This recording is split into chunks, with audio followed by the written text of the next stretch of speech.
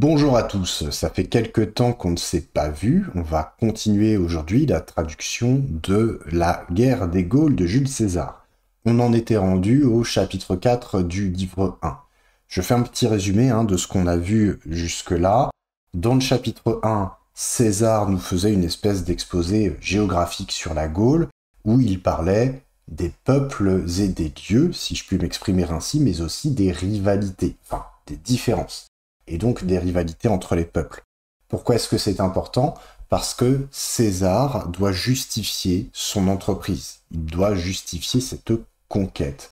Et ce qu'il va faire, c'est qu'il va mettre en évidence les rivalités entre les peuples gaulois et expliquer qu'il a été contraint de faire ingérence, il a dû s'impliquer dans les guerres intestines pour protéger un peuple allié qui était les Éduins. C'est pourquoi dans les chapitres 2 et 3, on nous parle soudainement d'un chef helvète qui s'appelle Orgetorix, qui a le pouvoir en termes de statut, le pouvoir en termes de richesse, mais aussi le pouvoir de la parole. Il a emporté les foules, il les a convaincus de sortir du territoire des Helvètes. Il a aussi secrètement convaincu deux autres chefs, un chef séquin et un chef éduin, de l'accompagner dans une manœuvre consistant à prendre tout le pouvoir pour eux. C'est donc une conjuration fomentée par les chefs contre les peuples. Bah oui, ça existait aussi. Alors là où c'est intéressant, c'est que effectivement, parmi les deux chefs convaincus, on a un chef éduin. Or, les Éduins, normalement, sont censés être les alliés de Rome. Que se passe-t-il au chapitre 4? Donc jusque-là, on nous a parlé de la conjuration fomentée par Orgetorix. Je lis le texte en latin, puis je le traduis. Sachez qu'on va étudier sur le plan de la grammaire deux choses absolument fondamentales. La première, c'est l'emploi du verbe sequor. Et la deuxième, ça va être ce qu'on retrouve ici, les éléments qui, en latin, peuvent être traduits par la conjonction comme. Le comme français peut signifier tout un tas de choses. Et, dit autrement, il est exprimé en latin par plusieurs conjonctions de subordination différentes. Et concernant le sequor, en réalité, vous êtes nombreux à ne pas savoir exactement comment il fonctionne. Là, on fait le point définitivement. Donc, je lis le texte en latin, c'est parti. Ea res est helvetis perindicium enuntiata. Man rebus suis, orgeton recem ex vinculis, causam dicere coegerunt. Damnatum poenam sequi oportebat, ut igni cremaretur. Die constituta causae dictionis, Orgetorix ad judicium omnem suam familiam, ad hominum milia decem undique coegit, et omnes clientes obaeratosque suos, quorum magnum numerum habebat, eodem conduxit. Pereos ne causam diceret, se erepuit. Cum civitas obeam rem incitata, armis ius suum exequi conaretur, multitudinem que hominum ex sangris magistratus cogerent, Orgetorix mortus est. Neque abest suspicio ut helveti arbitrantur, quin ipse sibi mortem consciverit. Traduisons. Ea res est helvetis perindicium enuntiata. Ea res, cette affaire, est enuntiata, fut révélée, helvetis aux Helvètes, perindicium, par une dénonciation, grâce à une dénonciation. Bon. Le sujet, Ea res. Dans ce sujet, vous retrouvez le nom, res, la chose, littéralement. Alors, chose en français, c'est assez familier, mais en latin, res, ça ne l'est pas. On l'emploie à tort et à travers pour d'autres termes. Donc, le plus simple, c'est de dire l'affaire. Voilà. On est à peu près sûr de ne pas se tromper à ce moment-là. L'affaire. À côté de res, vous retrouvez mon pronom adjectif is, ea, id. Alors, j'ai deux possibilités. Soit c'est soit Iseaïd est employé comme un pronom de rappel, un anaphorique, donc il renvoie à quelque chose au-dessus, soit il est immédiatement accordé à un nom qui est à côté. C'est le cas de figure le plus simple. Je vais le traduire par ce, cette.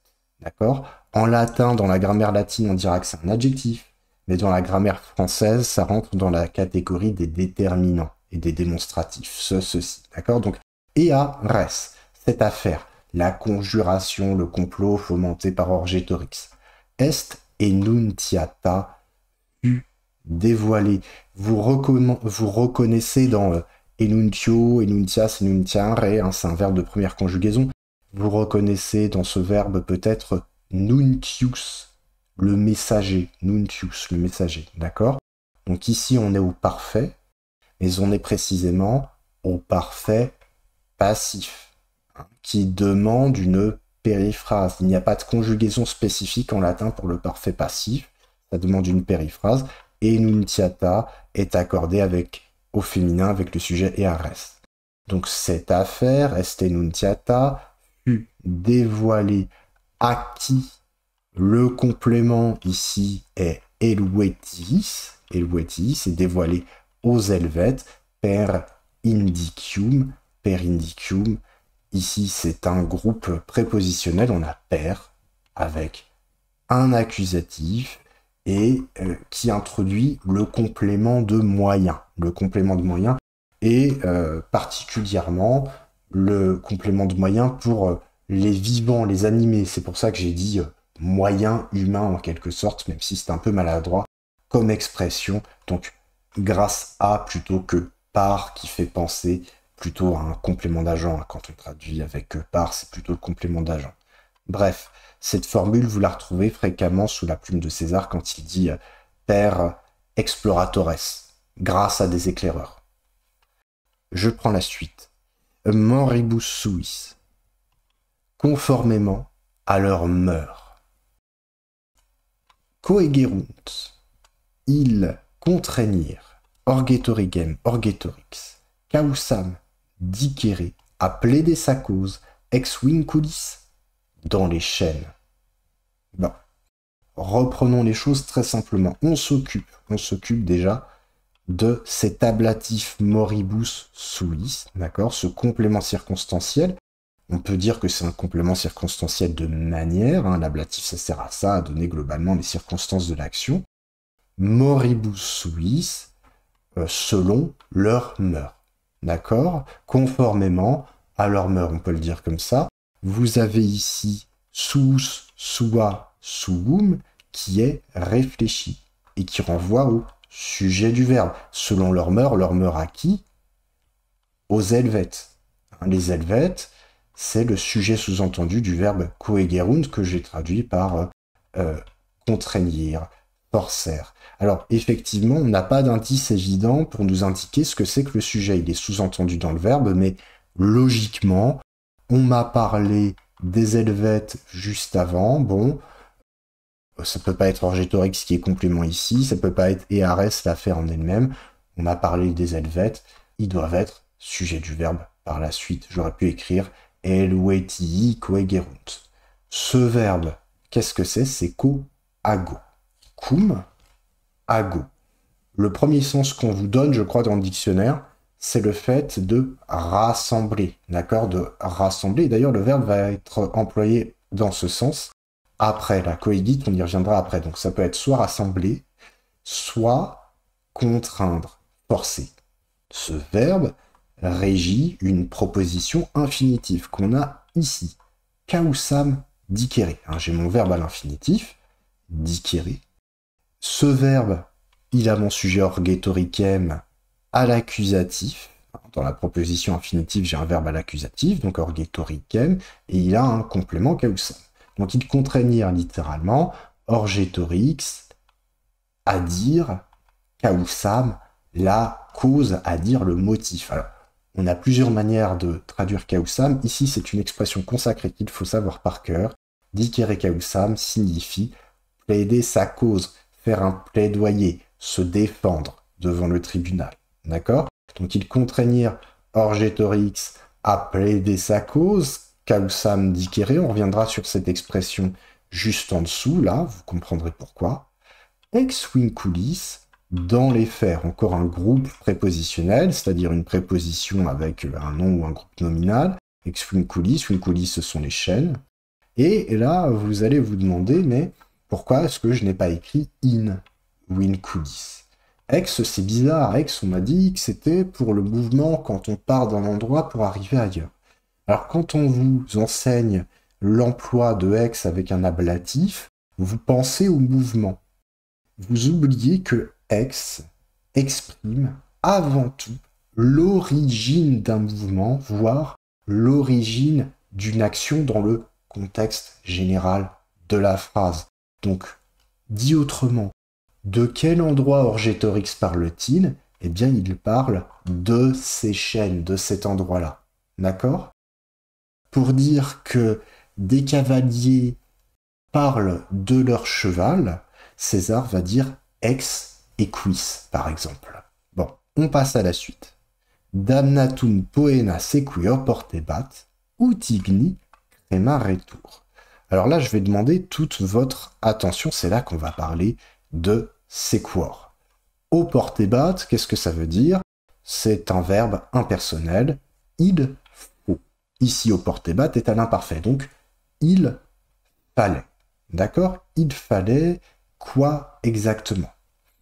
Il fallait que poenam, la peine, sequi, suive littéralement, damnatum orgetorigem, suive Orgetorix, je l'ai mal prononcé tout à l'heure, Orgetorix, condamné. Out, à savoir igni cremaretur, qu'il soit brûlé par le feu. C'est très maladroit comme traduction. Je m'intéresse précisément à cette proposition infinitive. Au portebat demande une proposition infinitive. Dans cette proposition, j'ai un accusatif, sujet, c'est poenam. Alors, pour rappel, la peine en latin, c'est ce qui rétablit l'équilibre. Nous, on a une vision de la balance de la justice qui est équilibrée et qui finit par pencher d'un côté ou de l'autre. À l'époque, c'est quand on a eu transgression qu'il faut rééquilibrer avec la peine. C'est plutôt comme ça que c'est perçu, même si cette perception-là existe encore aujourd'hui. C'est pour ça qu'on condamne le criminel. Mais peu importe, c'est pas ça ce qui nous intéresse. Là, j'ai damnatum qui est tout seul. Donc j'ai la peine, suivre, damnatum, littéralement condamné. En fait, orgetoricem est sous-entendu à côté de condamné. D'accord?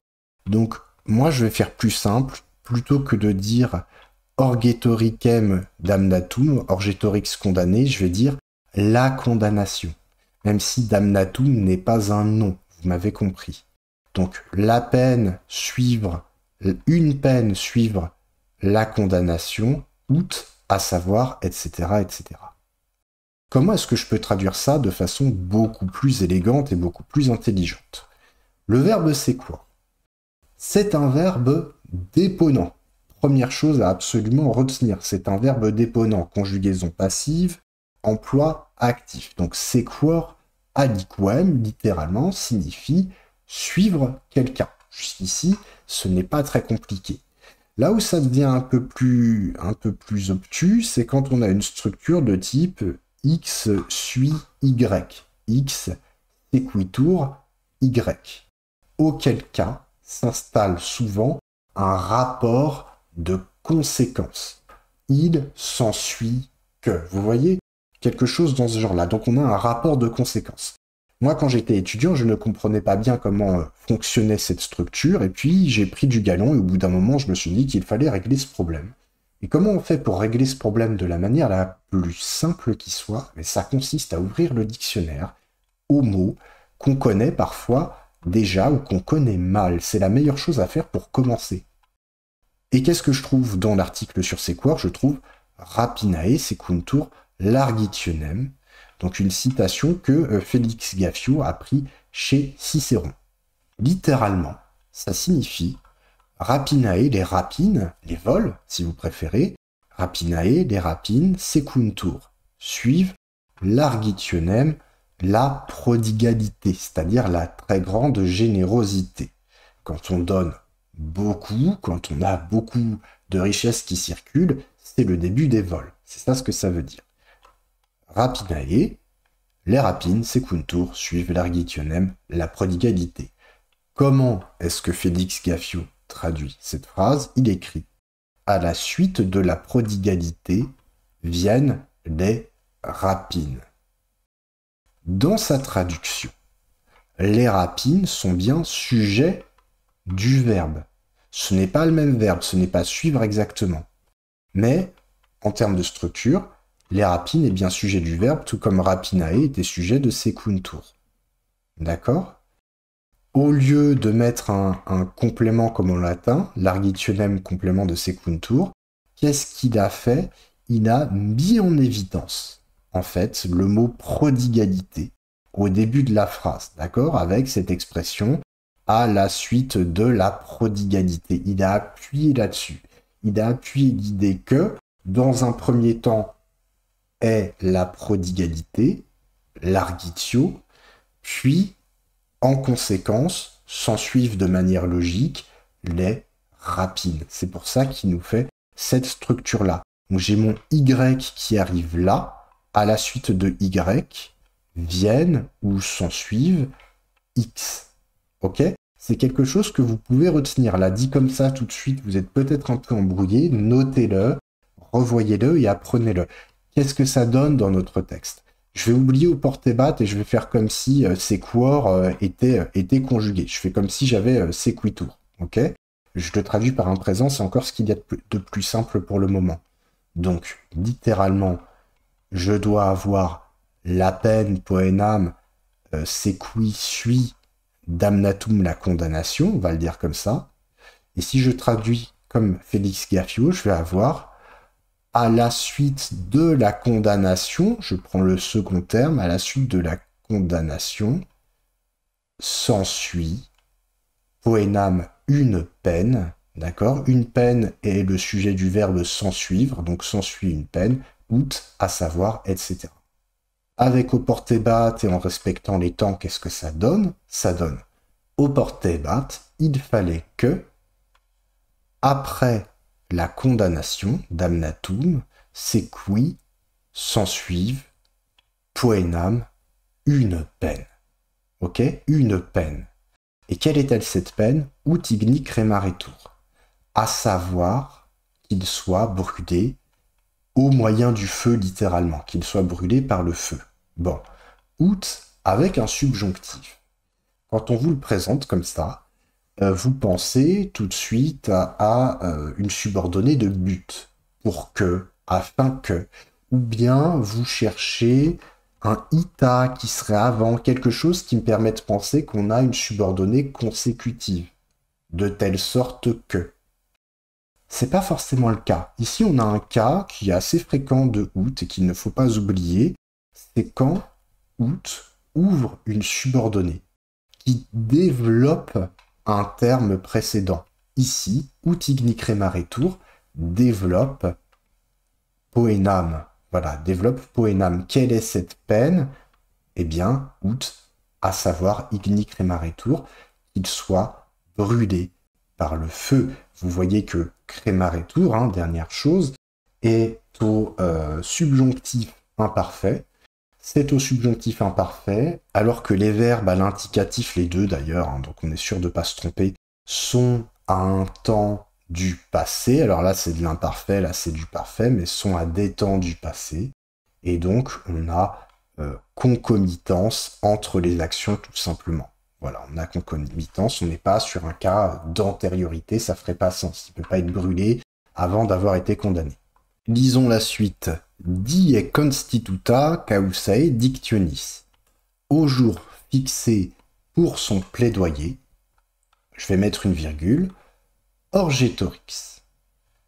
Coegit rassembla undique de toutes parts ad judicium au procès, omnem suam familiam, tous ses familiers, ad hominum milia decem, qui comptait jusqu'à 10 000 hommes, et conduxit eodem, et il conduisit au même endroit, omnes clientes tous ses clients ou toute sa clientèle, obaeratos suos, et ses débiteurs, quorum magnum numerum habebat, dont il avait un grand nombre, pereos, grâce à eux, se eripuit, il se déroba, necausam diceret, afin de ne pas plaider sa cause.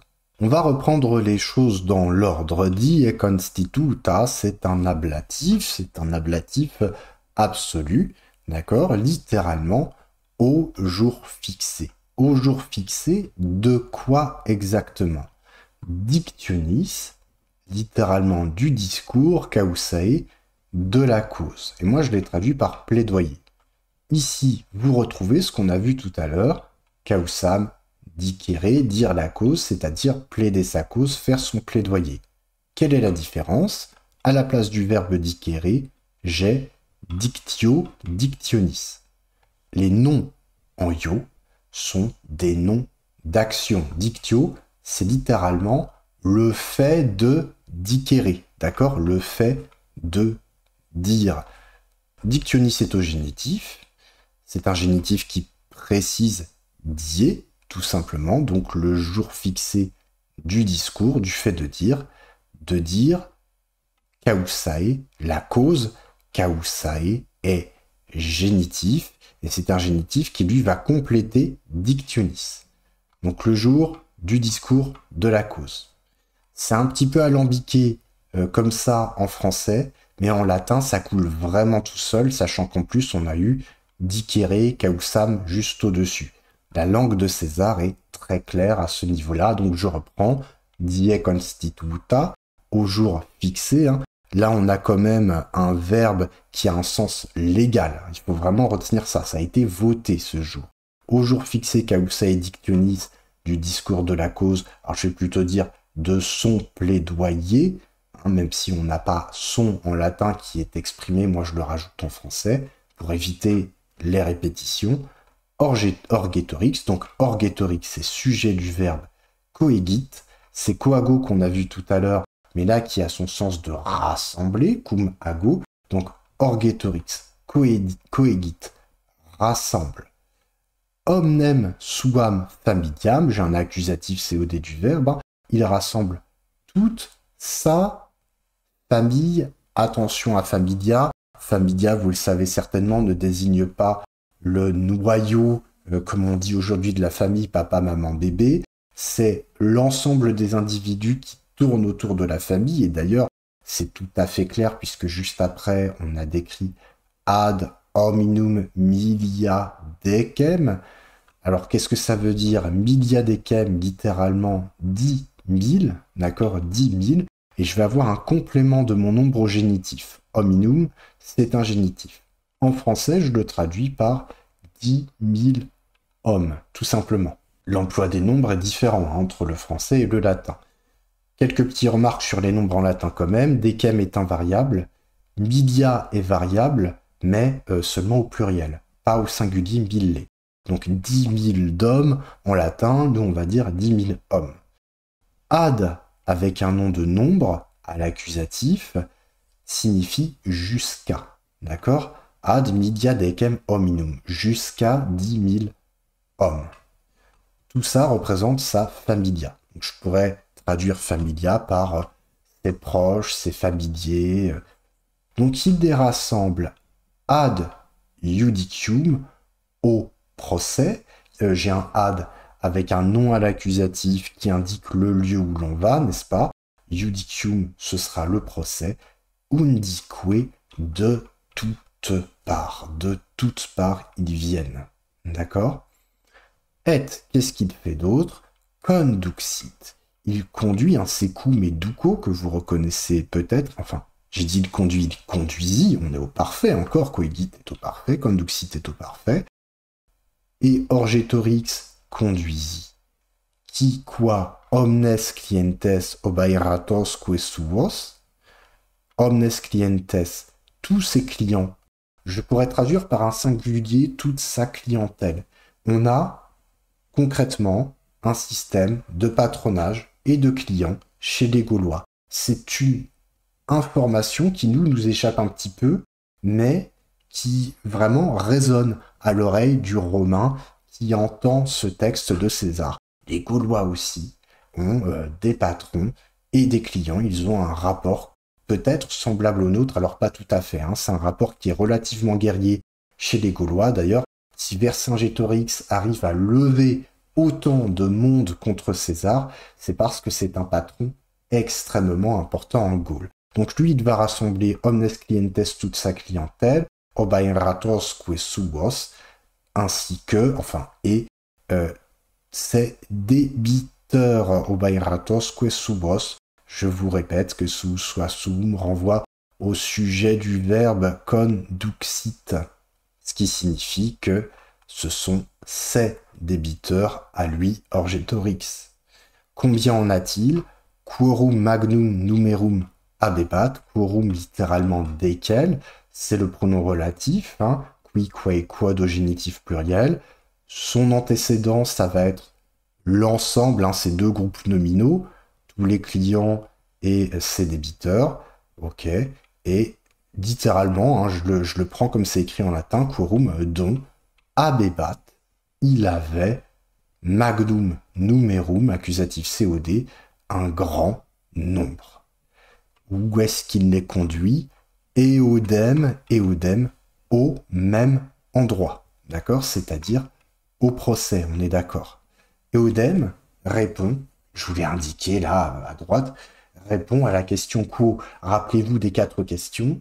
Ubi, où suis-je?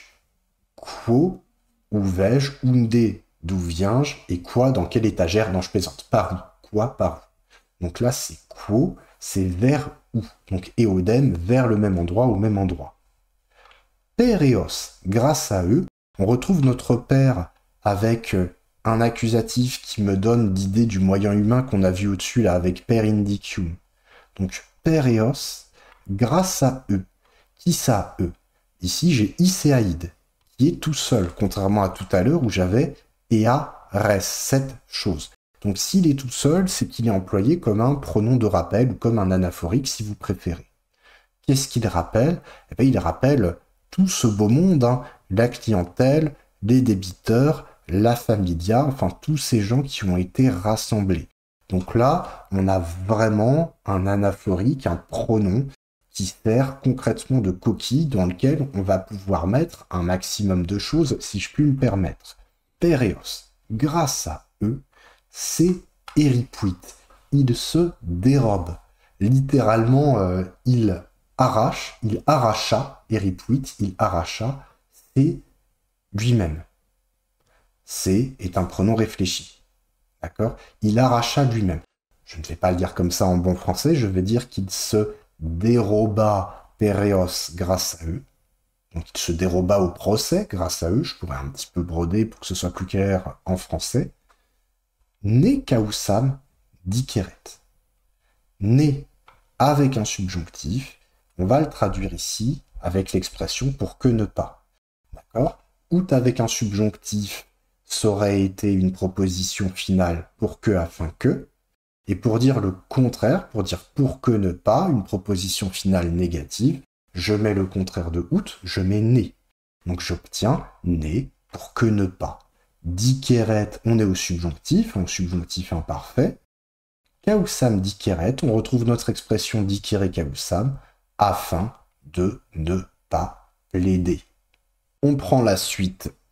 Cum civitas obeam rem incitata armis iusum exequi conaretur multitudinem que hominum ex agris magistratus cogerent orgetorix mortus est. Je n'ai pas traduit au fur et à mesure, on va procéder comme vous le feriez quand vous arrivez sur un texte que vous ne connaissez pas. J'ai 3 verbes ici. Conaretur, cogerent et mortus est. Alors la fin est très facile à traduire. Hein. Orgetorix mortus est, orgetorix mourut. C'est le verbe morior, un verbe déponent, qui ici est au parfait, et donc on va regarder dans la conjugaison du parfait passif. on se retrouve avec cette périphrase mortuus est, amatus est, je fus aimé, j'ai été aimé. Ici, c'est un déponent, donc Orgetorix n'a pas été mouru, Orgetorix est mort, morior a un sens actif. Bon. Qu'est-ce que j'ai ici au-dessus? J'ai deux verbes subjonctifs. Ça veut dire qu'on les retrouve dans des propositions subordonnées. Ces propositions sont introduites par un terme qui arrive au tout début, cum. Alors cum, c'est pas compliqué, hein. Soit juste après, j'ai un terme à l'ablatif. Bon, ça veut dire qu'on a un accompagnement. Très bien. Cum Marco avec Marc. Voilà. Cum Neptuno avec Neptune. Soit j'ai des verbes tac-tac au subjonctif. Cum, on lui donne plusieurs sens. Ça peut être puisque, ça peut être quoique, ça peut être tandis que. Donc, quoique, c'est la concession, puisque c'est pas exactement la cause, c'est l'idée d'une justification. Et enfin, tandis que, c'est la simultanéité avec une nuance d'opposition. Et souvent, au lieu d'écrire tandis que, on va écrire comme. Ce comme vous pose pas mal de problèmes quand on l'utilise. Et on va en reparler parce qu'on a un autre élément dans ce court passage qu'on peut traduire par comme. On y reviendra plus tard. Pour le moment, je vous donne la réponse. Je vais dire tandis que. Mais on fera quand même le test plus tard pour voir ce qui convient le mieux. Et pour voir à quel point c'est la meilleure solution. Donc, cum, tandis que. Sujet, civitas incitata.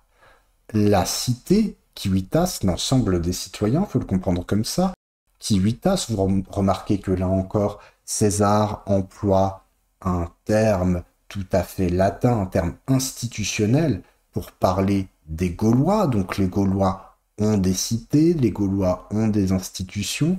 Conquérir la Gaule n'est pas une vaine affaire, puisqu'une fois la conquête accomplie, on pourra diriger ces gens qui ont l'habitude des institutions. Il y a un peu de ça derrière aussi. Bon, cum civitas incitata, tandis que la cité incitata, excitée. Excitée. C'est l'idée d'une colère populaire qui est ici. Hein. Ob eam rem. Généralement, ob eam rem, on le traduit par pour ce motif, et on attend un out pas loin. Quand vous voyez ob eam rem, vous cherchez out. Ici, on n'a pas de out. Ici, on a simplement un groupe prépositionnel, ob, qui indique une cause. Voilà, qui exprime une cause.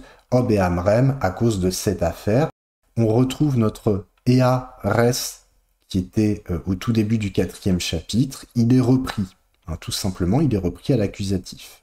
À cause de cette affaire, ob eam rem, c'est pas la même affaire non plus. C'est la fuite d'Orgetorix. Donc je pourrais dire à cause de sa fuite, je pourrais préciser en français. Conaretur. Cum conaretur, tandis que la cité entreprenait. Conor, ça veut dire entreprendre. On entreprend de faire quelque chose. Et en latin aussi, conaretur régit une proposition infinitive. Qu'est-ce qu'elle est entreprendre de faire, la cité? Exequi ius suum, de faire valoir son droit. C'est une expression qu'il faut connaître par cœur.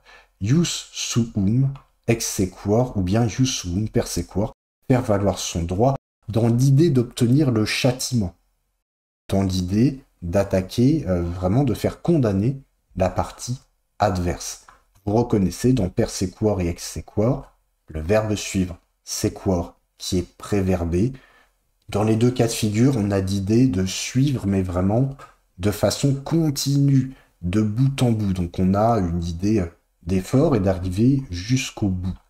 On retrouve en français d'ailleurs l'expression poursuivre quelqu'un en justice.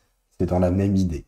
Donc, tandis que la cité excitée ob eam rem par sa fuite, à cause de sa fuite, à cause de cette affaire, conaretur s'efforçait ius suum exequi de faire valoir son droit, armis au moyen des armes, on a un complément de moyen à l'ablatif, en usant des armes, je pourrais dire en français par exemple, je vous rappelle que arma est toujours au pluriel en latin, que et tandis que, en latin on ne répète pas cum, on ne répète pas les conjonctions de subordination, il suffit de mettre et, et en français aussi souvent on ne répète pas. que, et tandis que. Magistratus, les magistrats, attention, c'est du pluriel. D'accord? Revoyez les déclinaisons. Magistratus, c'est du pluriel. Cogerent, rassemblait, multitudinem, une foule, ça a donné multitude, une foule, hominum génitif d'homme, ex agris, venant des champs. On a notre ex avec un ablatif ici à nouveau, d'accord, qui indique l'origine. C'est le complément d'origine, en fait. C'est là d'où part le mouvement, ou plus généralement, d'où part l'action. Agris, c'est aguerre à l'ablatif pluriel. Je le traduis par la campagne alentour. Je peux le traduire par un singulier. C'est toujours dans cette idée-là. Donc on rassemble des gens de partout. C'est les magistrats qui le font.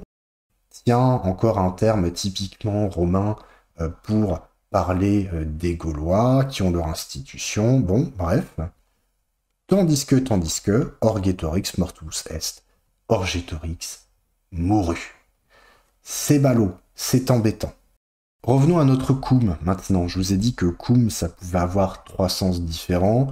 La concession, quoique, la justification, puisque, et un sens temporel, avec une nuance d'opposition. Tandis que. Qu'est-ce que ça donne si j'utilise puisque? Cum civitas, puisque la cité excitée s'efforçait de, et que les magistrats rassemblaient, orgetorix mourut.